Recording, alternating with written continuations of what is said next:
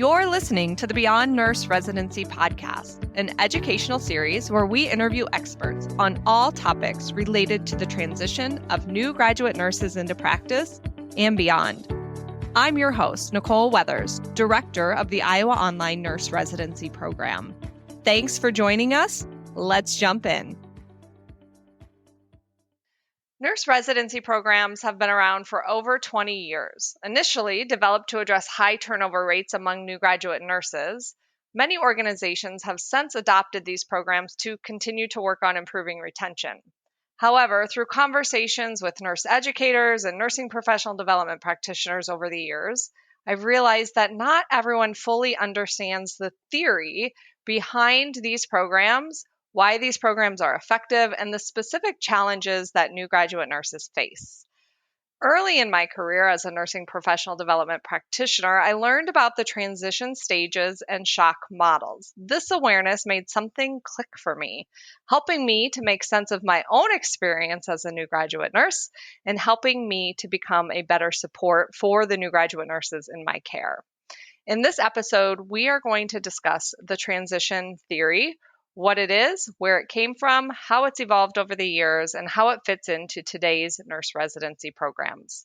My goal for this episode is for our listeners to walk away with a new understanding and actionable steps they can take to improve their work. So today we have Dr. Judy Duchscher as our guest on the podcast. So hello, Judy. How are you today? Hi, Nicole. I'm just fine. And thank you so much for asking me to join your podcast. Well, this is a very exciting podcast. This will be the one that kicks off our 2025 and season 2 of the Beyond Nurse Residency podcast. And as I was thinking about guests to invite on, I thought who better than one of the first names that I've ever heard when it came to nurse residency program and transition to practice support. And that, of course, is you. So this is very exciting. I know I've read a lot of your articles. I've used your theory many times to support a lot of the work that we do with our online nurse residency program. And so it's just an honor and a privilege to be able to sit down with you today and talk with you about all of this great work that you have dedicated your career to and how much this has impacted our nursing profession. Well, that's humbling, a humbling introduction. I hope I can live up to it.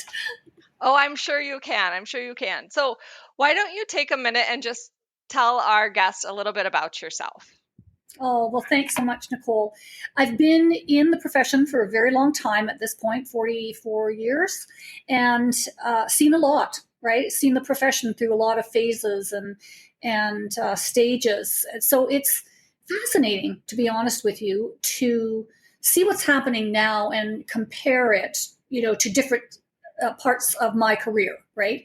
Opportunities abound in nursing. And that's the wonderful thing about it if you have the courage to take advantage of those opportunities. And, speaking of transition, I was introduced to the concept of reality shock when I started looking into the concept of transitioning into professional practice for newly graduated nurses. Of course, for me, the first thing that came to mind, like for you, it was me. And for me, it was Marlene Kramer. And Marlene Kramer was from UCSF, I believe. And Marlene wrote the book, Reality Shock, Why Nurses Leave Nursing. And I was just captivated by that. But it came a little bit later in the story about my transition theory.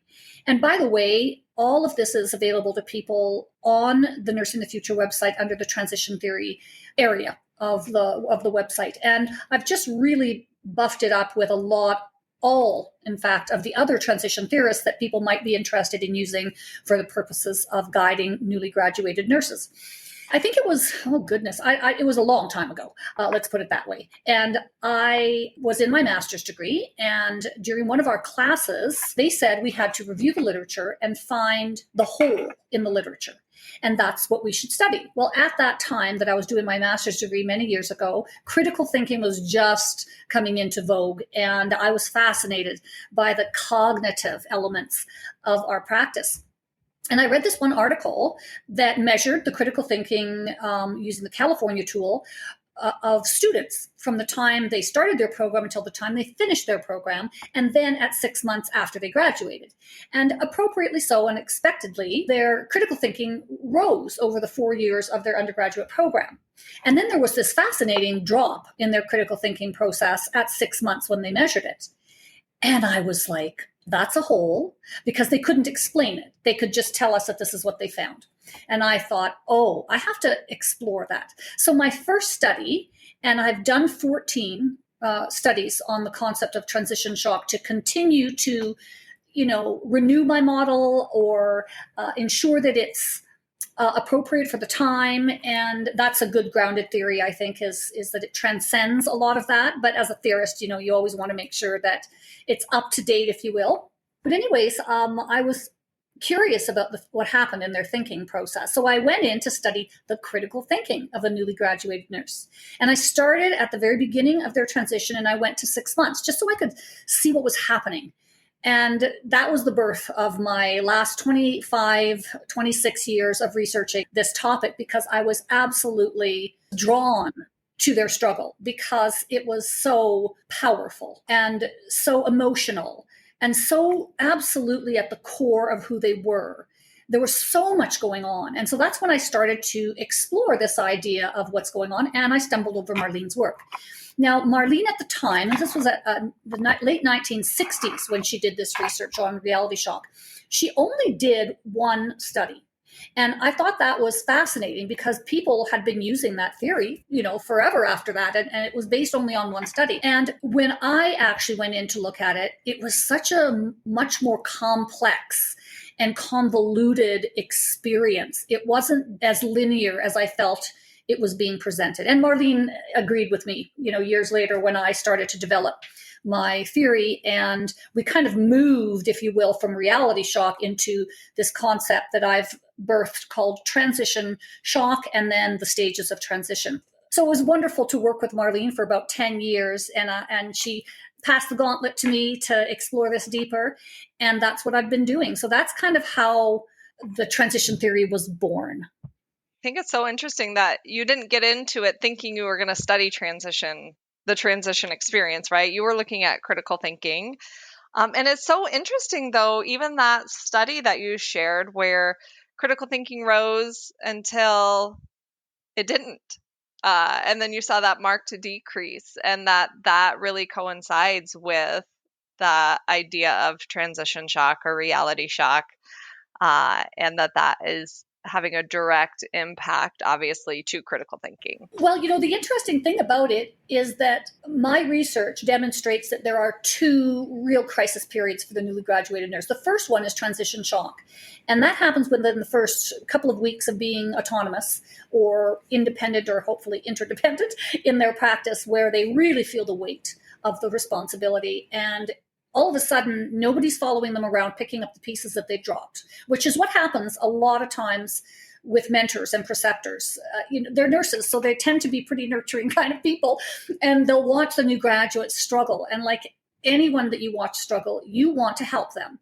And so they think they're helping them by, picking up what they've left behind or not finished or whatever, but they don't tell them, right? Because they don't want them to feel bad. So they continue to mop up after their mess. And then all of a sudden, when the new grad is independent and on their own, they're like, okay, so what just happened here? Because I thought I was coping quite well. And it's because all of a sudden they've got all these other pieces. So I talk to mentors and preceptors about that and let them know that at a particular point, you need to pull completely back. Let the graduate know that you're pulling back. If they want you to help them, they need to ask you to help them, but they must understand the comprehensiveness of their role, and they won't if you keep doing that. But yeah, that transition shock is like, holy crow, I didn't know I had to do all of these different things that people were doing for me before, or that my instructors didn't allow me to do, or school. As a student, you're not allowed to do a lot of the things that you'll be doing as a registered nurse. So there's that. Then they kind of get accustomed to everything. And at about the 6 to 8 month period is another, and this is demonstrated visually in my model, there's another period that I have identified as transition crisis. And it's almost like they're comfortable with what they have to do as a nurse. And all of a sudden, the realities of the workplace, the realities of the healthcare system, both which are fractured and imperfect, like everything, are revealed to them. And they stop and they're like, oh my goodness, what are we doing? That sort of thing. So when people say, well, how would you identify the differences between shock and crisis? And I say shock is like, oh my, I don't know if I can do this. And that's the initial whoop. The crisis is, I don't know if I want to do this. And that's a real difference. And I always say to people working with grads, you need to be really aware of where they're at around 6 to 7 months, because they are making some pretty big decisions at that point that they may not tell you about. And those decisions, interestingly enough, are often grounded in that initial stage, which is the first 4 months of practice.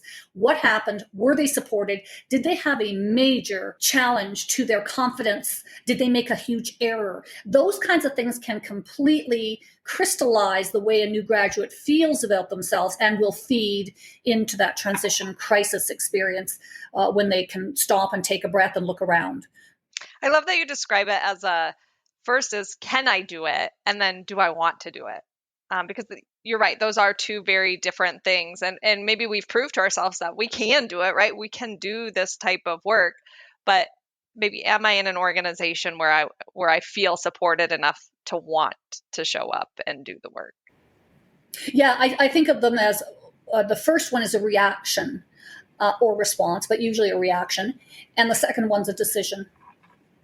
And I think such an important reason too why this nurse residency, transition to practice program, support, whatever it is called or looks like in the organization, needs to be in place at that point of that decision.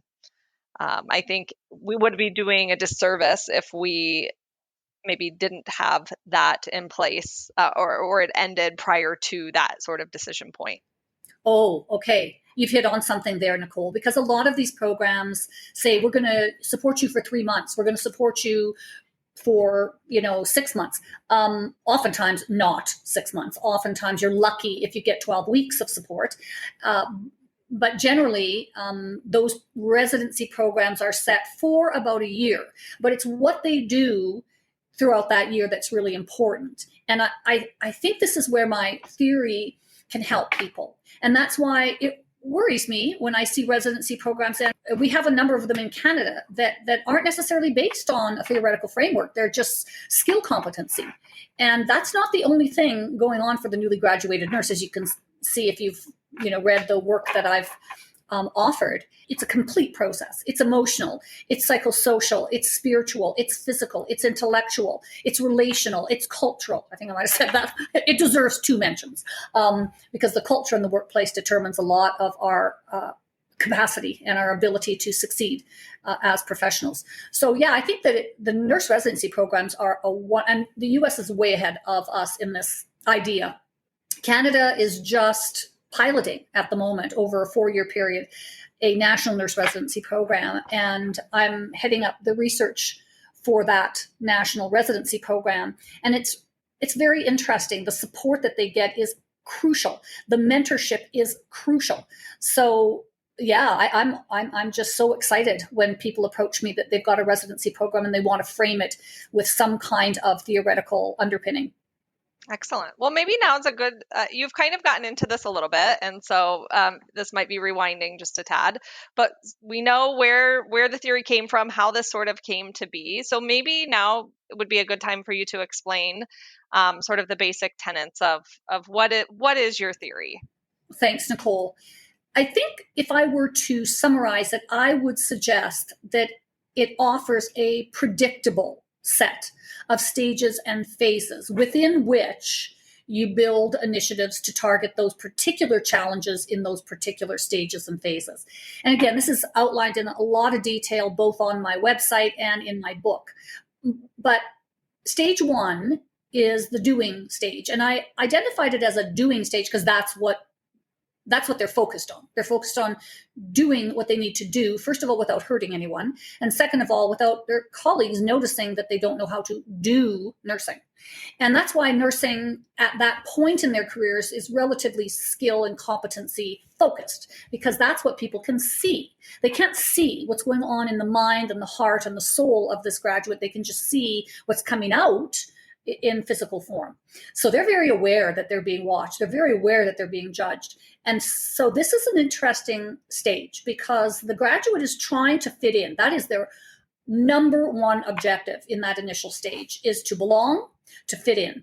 So if that means adopting, accommodating, assimilating to some practices that they may not completely understand or that look different than they thought those things were going to look based on their education, that can be a pretty precarious time for the graduate, because even though they might think in their heads, okay, I'm just going to do it like this because if I don't, I get this really negative response. So I'm going to do it so that I can fit in.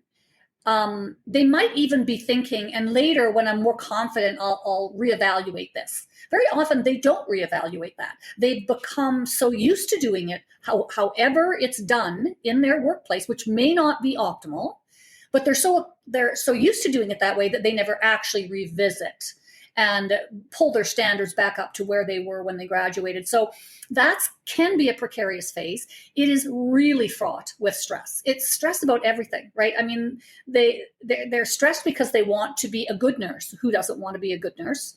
They're stressed because they're often engaging in personal behaviors and events in their life that they highly anticipated or didn't.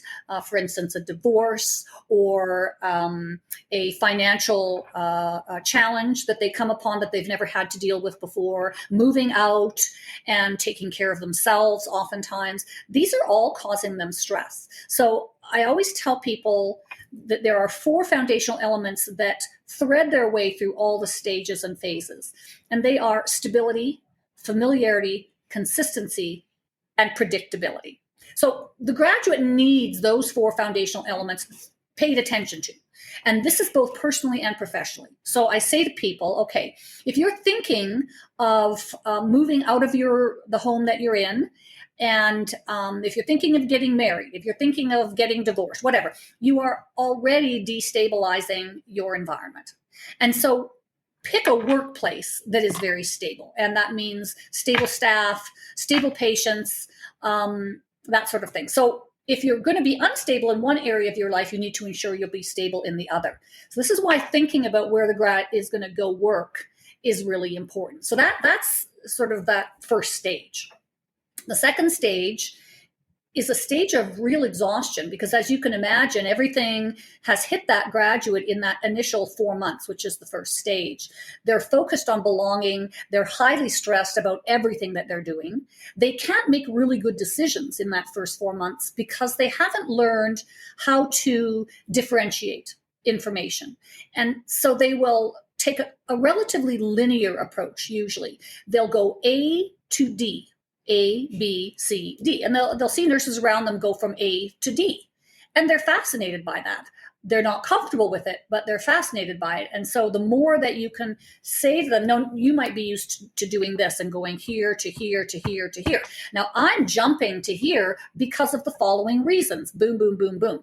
Then the graduate understands the thinking process that went in to the differentiation of the process. If not, they're going to skip B and C with everybody, thinking that everybody goes from A to D on this unit. So I better go A to D. So those kinds of things, that thinking process is really crystallizing in that initial stage.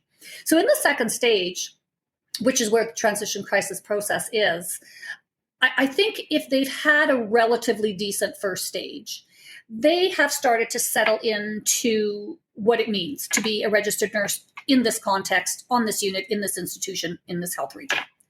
And they start to relax. They don't dream about work every night. They're not nearly as stressed about their day-to-day functioning.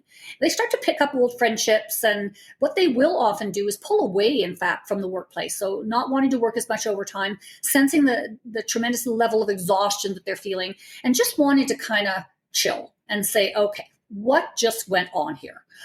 Because I'm exhausted and there's so much that I've seen that I haven't processed. So I need to process that. So they pull back a little bit. When they do, they tend to reflect more on the larger system issues. So the fact that we don't ever have any staff, the fact that the manager won't allow us to apply for overtime, the fact that our resources, our actual stock and supplies are never there when we need them.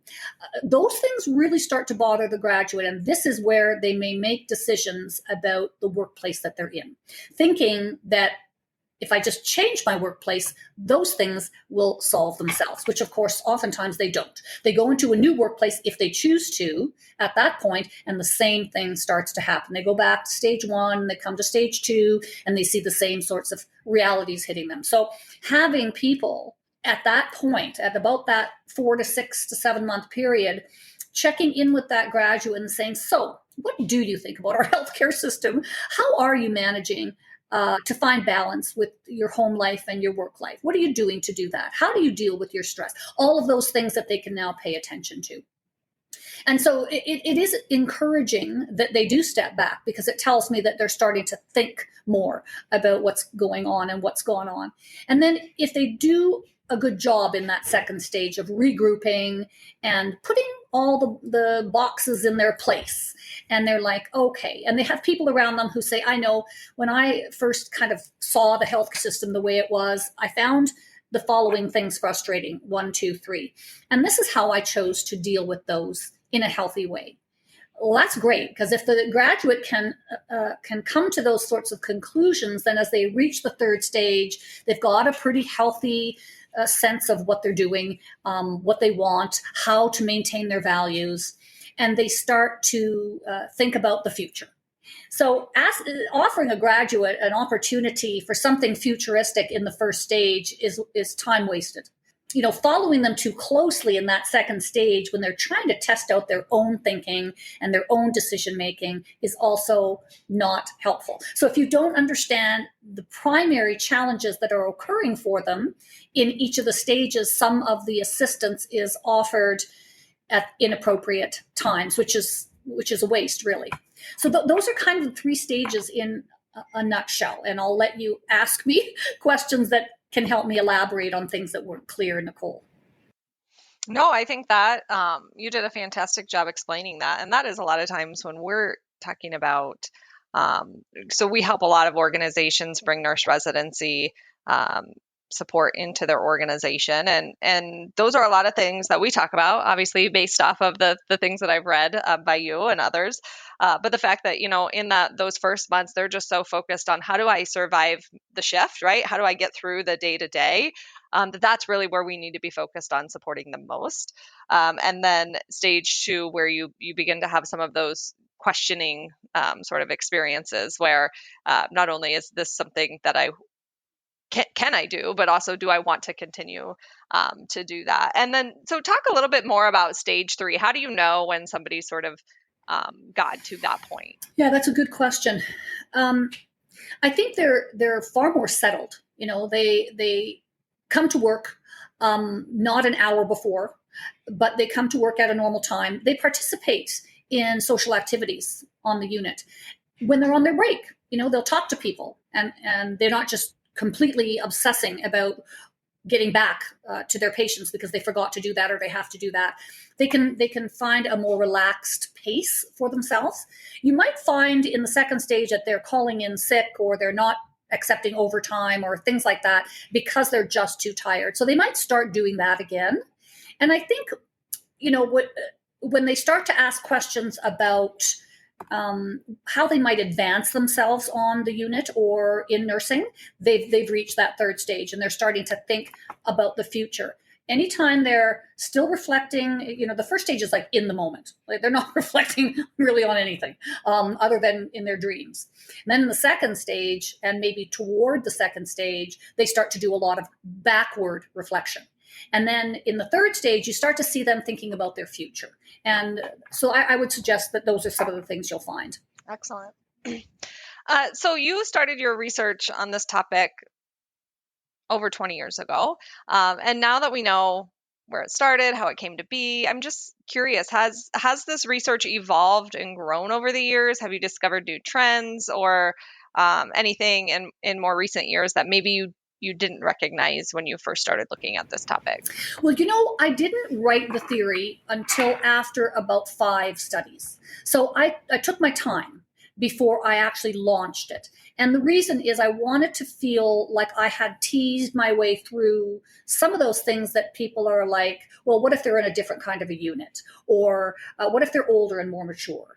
So I wanted to work my way through those to a good grounded theory place, which a grounded theory, if it's a good grounded theory, should be able to transcend a lot of those more superficial contextual changes. And I think when it initially was launched, I was really comfortable and confident with it.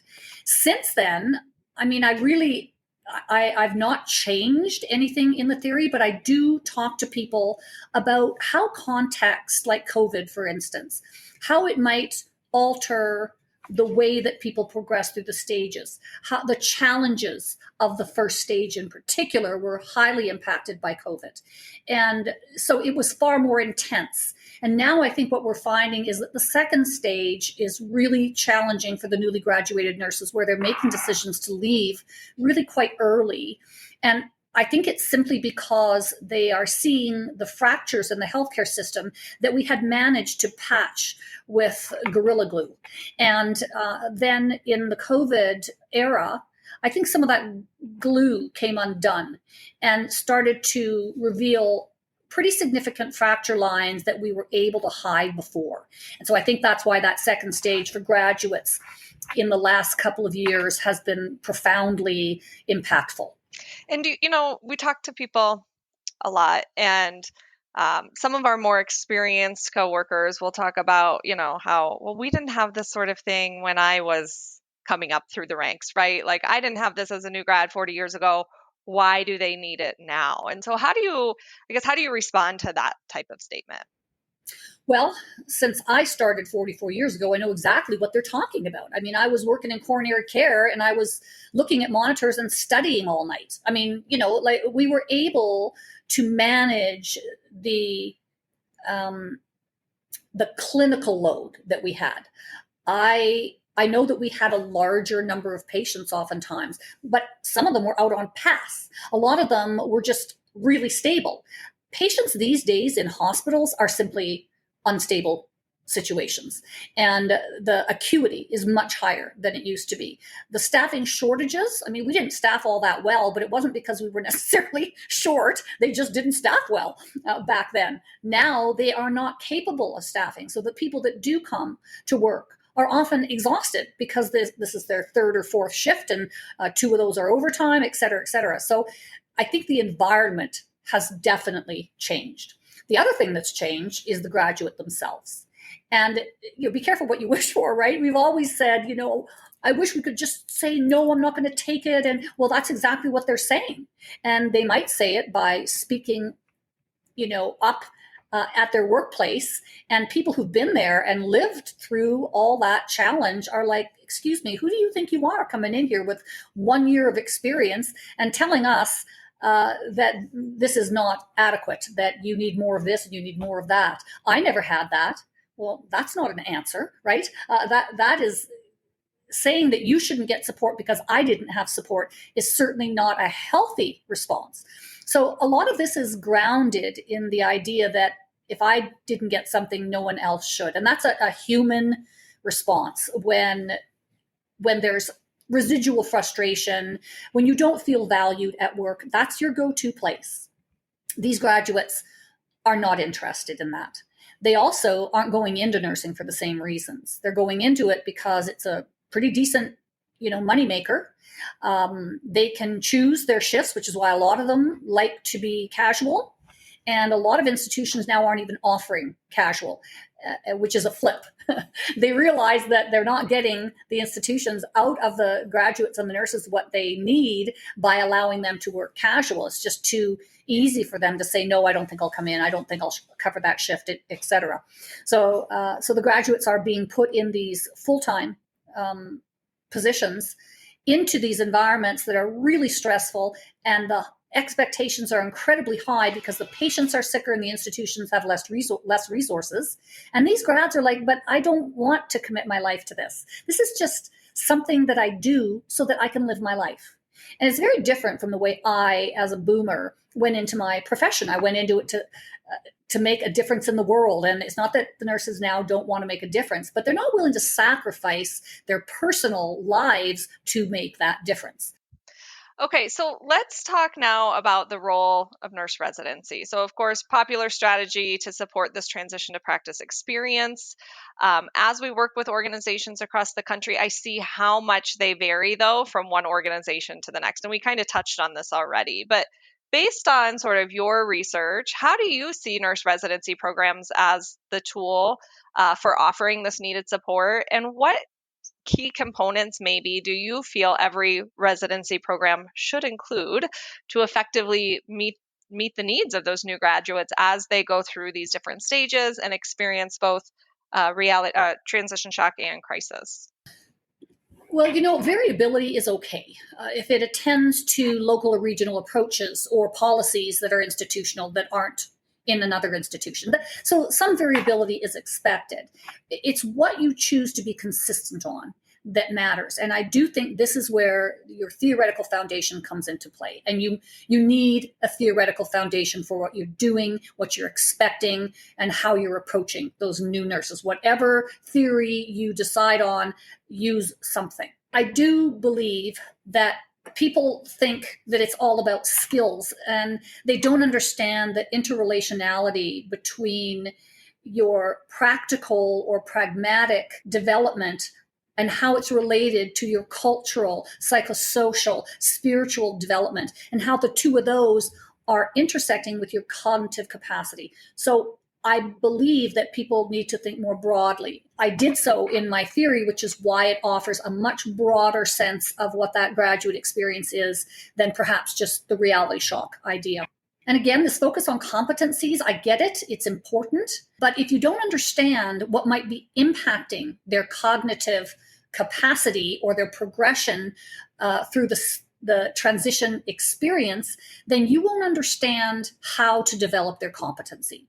And so this is where I think if you know where they're at in their minds and their bodies in that first stage, you will appropriately and gradually and intentionally direct them in their both social development as well as their physical development, how to cope with 12-hour shifts, how to cope with, moving from nights to days. These are all things that are really important. And you could think of those as skills as well. I would suggest, and if people are following the stages and they understand them, they would do this as well. But that's the starting off with a narrow skill focus. And this almost sounds like it's contradicting what I just said, but it's not, because their focus is on their skills in that first stage. In order for them to feel confident with their peers, they need to be able to demonstrate their competency. So I always say to graduates, when you enter that workplace, you tell them that you want to be able to do the 5 things that are done consistently on this unit really well before you become independent. So I say, why don't you get to huddle and tell everybody, today I am going to be monitoring everyone's heparin drips. So I'm going to look at the APTTs. I'm going to talk to you about them. I'm going to alter the dosages. I'm going to order the blood work. I'm going to do all of that because that is a skill that has to be done on this unit almost every day. Okay. And then you extend that to 5 skills. If within the first couple of weeks, they have been able to do that. And by the way, when you stand in huddle and say to everybody, I'm going to do all your admissions and discharges this week, they're going to be really happy with you.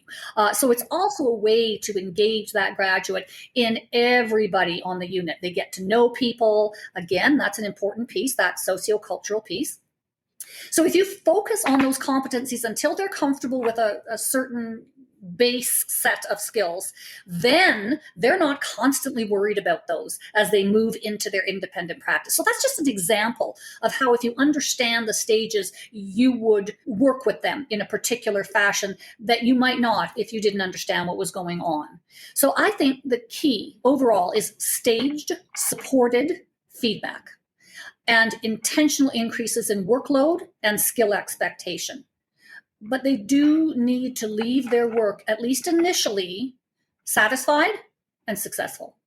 And so putting them in situations that don't satisfy them and allow them opportunities to make error without that support of, okay, well, it's understandable that you made that medication error because, as we talked about, you got distracted by that other patient. So what have you learned by that? That sort of thing, this really intentional mentoring, debriefing, deconstructing, and reconstructing is critical in that initial up to 6 months.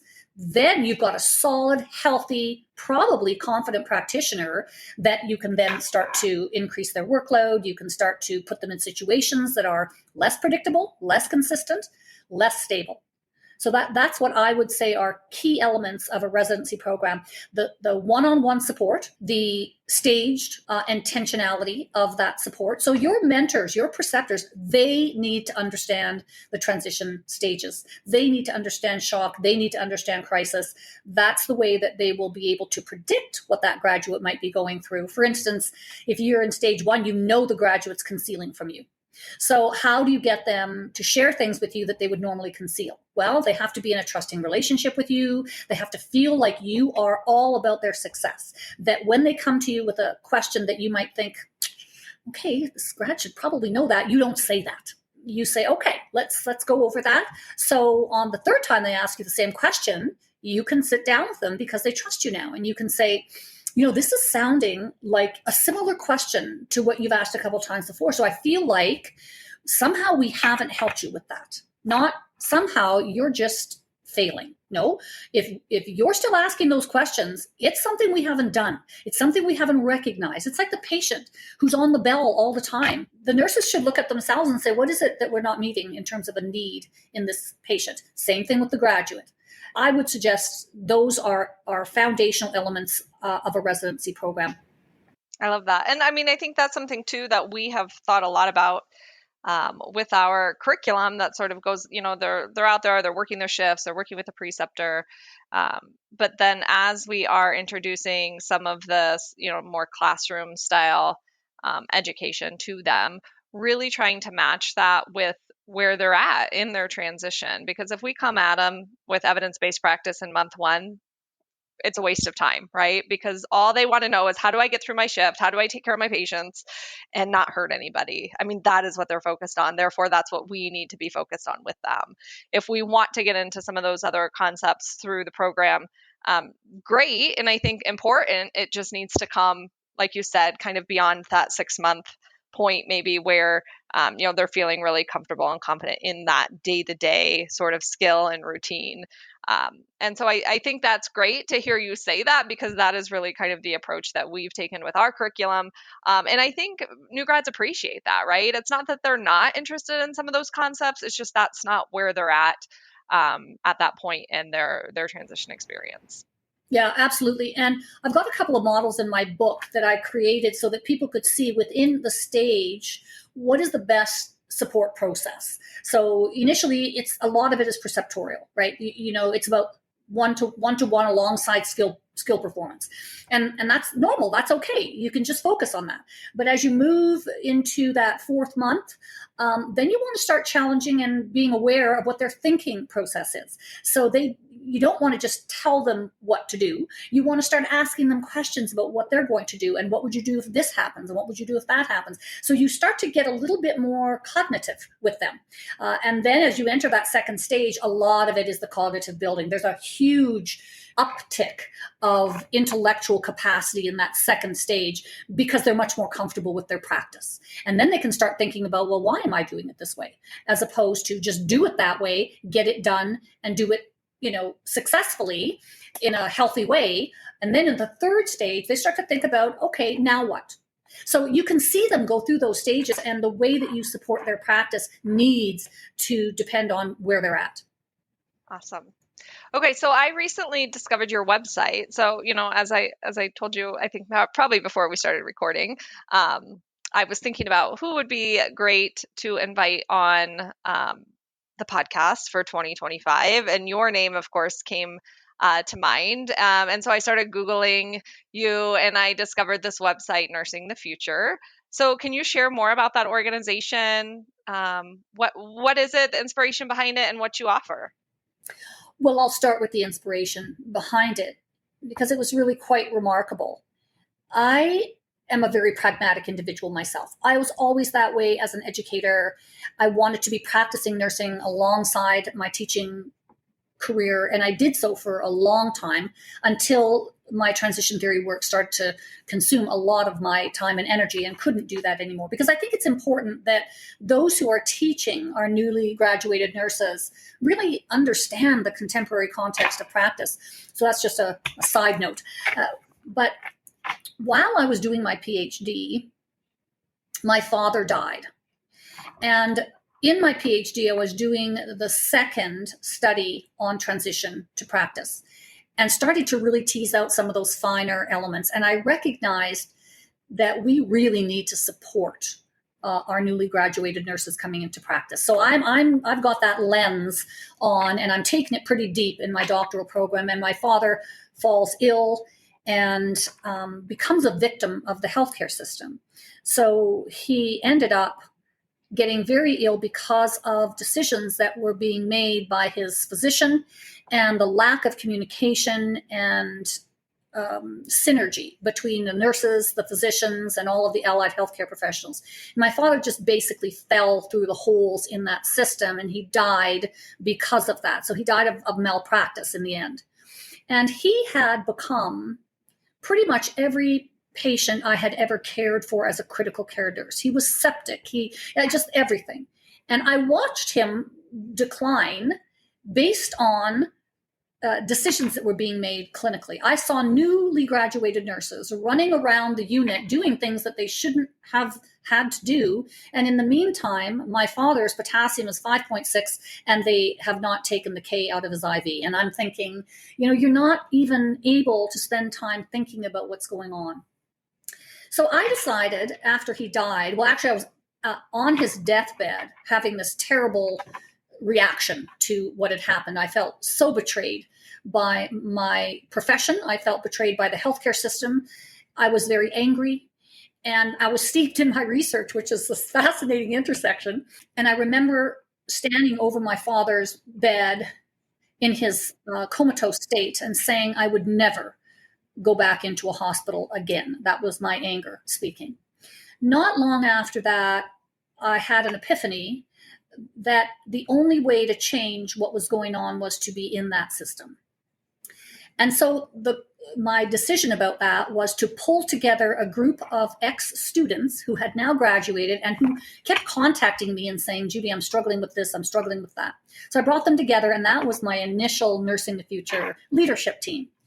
And then I really realized how effective it was. And I dug deep into this idea of developing young leaders who understood the concept of transition and who would then be able to support their peers in practice. So that's how Nursing the Future was really born, was because of my father offering me an opportunity to make a change in the world that might help patients in the future. So that's how Nursing the Future started. And when I started the initial iteration of Nursing the Future way back in, I think it was 2001, I developed teams of new graduates and students across the country. Every province started to come on board. And I would have, 3, 4, 5 in each province. And I would bring them all together nationally every year. And we would talk about leadership, and we would talk about transition, and we would talk about how to respond to grads and managers and educators who are working with graduates, et cetera. And it turned into conferences every year and workshops, and it really started to evolve. But the funding was a problem. I ended up getting a lot of funding, I think upwards of $1 million in total, over about 12, 14 years. in Canada. And then the money just sort of ran out, and it ran out at a time when when I was having an intersection of my own life that I needed to kind of regroup and think about how I was going to move forward. And when I finally did come back into my research after about 3 years of working as a manager, to just take a break from the research and working directly with new graduates and seasoned nurses. That was an amazing experience. I came back into academia and started my research up again, and then COVID hit. And people were very interested in supporting newly graduated nurses in this really crazy environment. So we got funding from our Canadian Nurses Association and Canadian Nurses Foundation. And since then, I've been supported by them to launch NTF 2.0, which is what I call it, because it's a different model. It's primarily an asynchronous model. So what we do is we have all kinds of various strategies. So we've got the masterclass series. I just finished that with Jean Watson, and we talk about how do new graduates stay those caring, compassionate individuals in the fray, right? And we did like 8 different interviews and ended up with 5 video casts, and they're available on the website. I'm currently, for the masterclass series, doing a series on the state of nursing in Canada, and I'm almost finished that, and a few of those are up. So there's the emerging career series where we interview mid-career to late career nurses and say, how did you get there from being a new graduate, so that new graduates can see there's a path that you take to become a neonatal nurse, an intensive care nurse, a foot care nurse, whatever.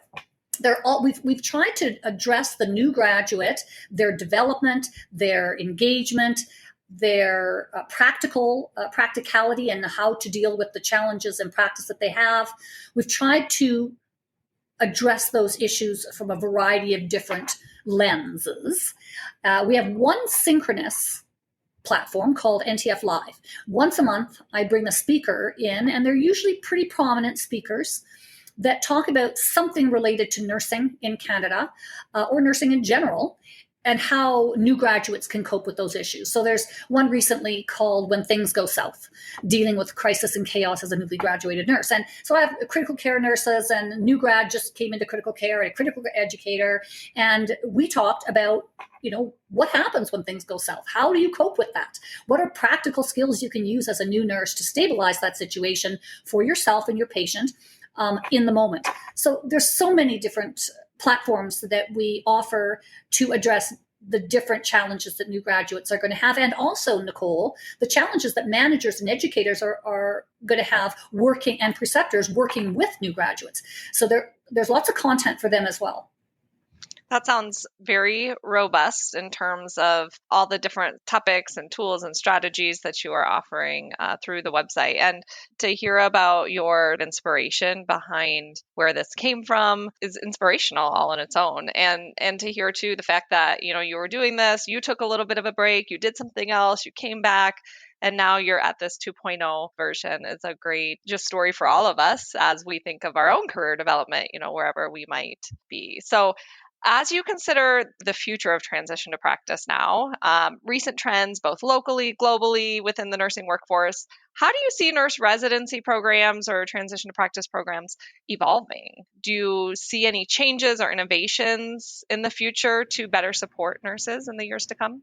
I actually feel like if people could just get to the point where they have nurse residency programs, we would be ahead of the game. There are so many places that still don't have residency programs. I would love to think, and you are doing such a good job of this in the US, you have standards for nurse residency programs now through the ANCC. And I mean, we don't have that yet in Canada. So I think that if you can continue to develop programs that are standardized and accredited, which is where the ANCC is gone, I think good on you. Keep doing that. The only thing that I have noticed is that a lot of those programs still are not grounded in transition theory. And again, they're very competency-based. And I do think that we need to think larger when it comes to these new graduates, because it's a far more comprehensive experience than just, I don't have the skills to do my nursing job minute by minute. It's bigger than that. And I think we need to start thinking about How successfully are we engaging these new graduates in that third stage in leadership activities that allow them to then say, you know what, I want to do something about the transition experience of new nurses. I would like to become a preceptor or a mentor or take charge or whatever. I do think that peer mentoring is not where it ought to be. And that was something I really learned in NTF 1.0, is that these individuals understand like no one else can what that experience is like. And I have an initiative, it's called the Storm Chaser. And these individuals are in my concept of the Storm Chaser. These are individuals between over 1 year to 3 years. These are nurses that have just gone through the transition. And the intent of the Storm Chaser initiative is to certify them in transition theory, chaos management, and crisis intervention. And by doing so, they would serve as the Storm Chaser. So if anybody says, you know, I think Janice is struggling, I've just noticed a couple things. She's a new grad, whatever. Then you tell the educator contacts the Storm Chaser that is on your unit, or the Storm Chasers might cover 3 different units, but they are intended to be contacted early when there's a crisis brewing for this new graduate. They're just not coping, and they would come in and intervene. They would talk to the graduate. They understand what stage they're in. They are good at crisis intervention, and they understand how to help that graduate navigate the chaos of the workplace, and you solve your issue. So, but that's peer mentoring, really. And I do feel like that's something that I did a lot of in NTF 1.0 with all the teams, the peer mentoring teams across the country. Without question, that moved the needle more than anything else during those early years of Nursing the Future. I think that idea of peer mentoring, when we are talking with leaders about transition of new grads and the fact that they're like, we don't have any experienced preceptors to precept these new nurses, it's new people precepting new people or mentoring new people, our response sometimes is maybe that's not a bad thing, right? Because yes, it's not a great thing because maybe they are burnt out and they've got a lot going on. But just what you said is that these people are closer to that experience and they remember what it's like. If you've been a nurse for 20 years or 30 years or 40 years, it's hard to be back in those shoes of a new grad and be able to help with that. So I love this idea of including those 1 to 3 year nurses in something like this. It gives them that opportunity for that ongoing professional development, but also they are probably closest to what that experience is really like and remember how it was, how they got through that, right? And I think they experienced it in a very kind of the same time frame almost as what these nurses are experiencing it. So even though I did experience that 20 years ago, practice today is much different than it was 20 years ago. And so I really like that idea. And I love that you call it the Storm Chaser. I think that's a really clever title for that concept. I did it because I wanted people to recognize that there are often storms brewing with newly graduated nurses. It's interesting with my research, Nicole, probably the most common image that was shared by new graduates over all of the years was this idea of being in the middle of a body of water, an ocean, or whatever, and there's just a storm brewing all around them and the waves are high and they don't see the island they left and they don't see the island they're going to. They're just in this massive, frightening place. And that's why I called it the Storm Chaser. Now, I want to be really clear because I think people just think, the graduates are close to their experience, and so they'll just naturally understand it. That's not always the case. So peer mentoring is not the blind leading the blind. It's important to make sure that that's not how it's presented, but rather, now that you're out a year, I want to go back and talk to you about all of those stages. Because if I said to you now, what was happening in the first couple of months of your, it was difficult, but I got through it. And this is the way that graduates often think. They don't see the moment after they're out a year or two. They've forgotten the incredible fear, the anxiety, the sleeplessness, all of that. They've forgotten all of that, as we often do when we've gone through a very difficult situation. So you need to take them back and say, okay, now we're going to look at this theoretically. So we're going to arm you with a reminder of what those stages were like for you. And then we're going to talk about, okay, if a graduate is in stage 1, these are the challenges that they're going to have. So then it's no longer the blind leading the blind. It's the knower leading the doer. Awesome. The knower leading the doer. I really think that is important. And I'm glad that you brought that up, because I do hear that concept of the blind leading the blind all the time when we start talking about newer nurses, precepting and mentoring newer nurses, and the importance of educating those individuals for those roles. I mean, is hugely important, right? We can't just because you know how to do a job or you've been through an experience doesn't mean that you can support and teach other people through that. So thank you for adding some clarity around that, because I think that's very important for our listeners to hear as well. Well, we have talked about so many great things today. I have had such a fun time hearing from you specifically about your theory, where the theory came from, having you explain it, because even though I've read many of your articles, for me, I'm more of an auditory person. So having you explain that to me, I think I picked up new things, even though I'm not hearing it for the first time. So I'm sure our listeners will most definitely get so much out of everything that you have shared today. But before we go, I have one more question. And I always like to ask this of all of our guests. But when it comes to transition to practice and our topic today, and there's 2 ways you can approach this. So, what's one thing you often see organizations maybe doing wrong or wasting resources on that really isn't making a difference? And what would you maybe tell them to do instead? Or on the flip side, if you want to take more of a positive approach, what's one thing that you really see making a significant difference that you wish more organizations were doing? I'm going to answer both. I think the first thing, we'll end on the positive note. The first thing that I see a lot of institutions doing that I would like them to revisit is not having a theoretical framework, not understanding that the resources that they commit to the newly graduated nurse need to be strategic. Otherwise, it's a waste of their money and time, and it's not really going to effectually change that experience of that newly graduated nurse. So I'd like to see more theory involved there, and an attention to all the elements, not just the skill competency. Kind of related to that is what I'm starting to see more of across the country, and that is this idea of clinical mentorship.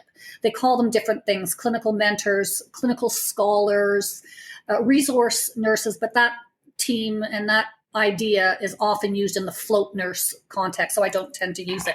But bringing back, this is something I really wish organizations would do, and some of them I've seen, for instance, in Australia, they call it Wisdom at Work, and it's a program that they're implementing to bring back nurses who have left the workplace. And they don't give them a workload. They are simply mentoring all the nurses on the unit with a focus on the newly graduated nurses. Those clinical mentors or clinical scholars or whatever you want to call them should be, kind of trained the way that I would train the storm chasers, except these individuals are primarily supporting the new graduates in their clinical practice, but understanding that you can't support a new graduate with their clinical practice unless you understand what they're experiencing in their transition experience. So I would like to see this initiative take a hold in all areas of nursing across North America. That's what I'd love to see.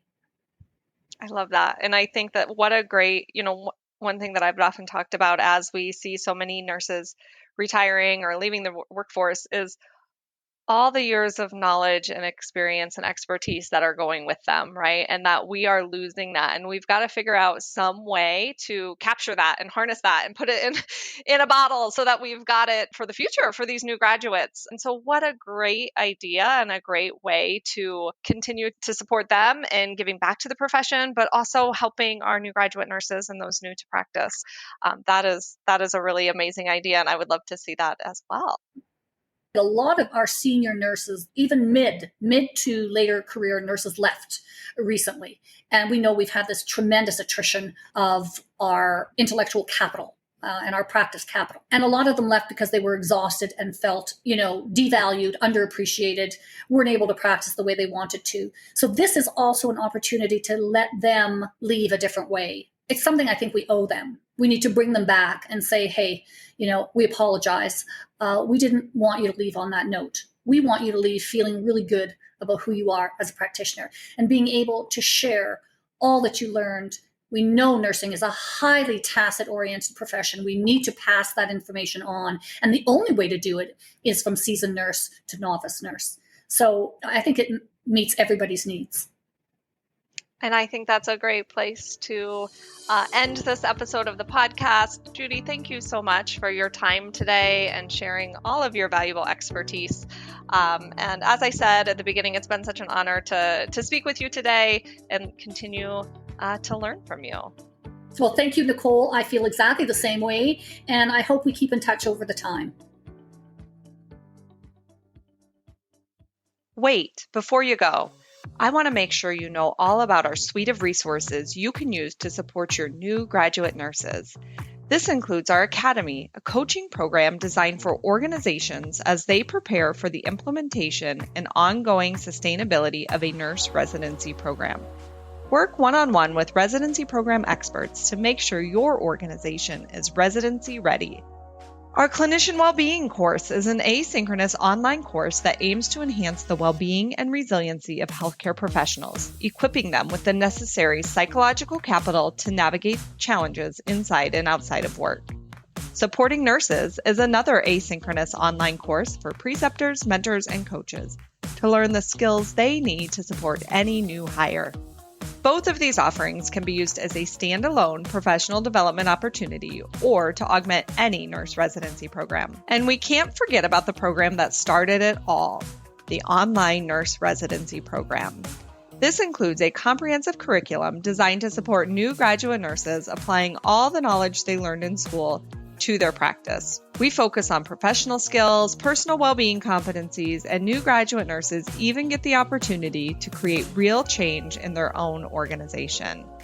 Offered completely online and in a blended format, this program is highly adaptable to all clinical practice settings. You can learn more about all of these programs and more of what we offer using the links in the show notes below.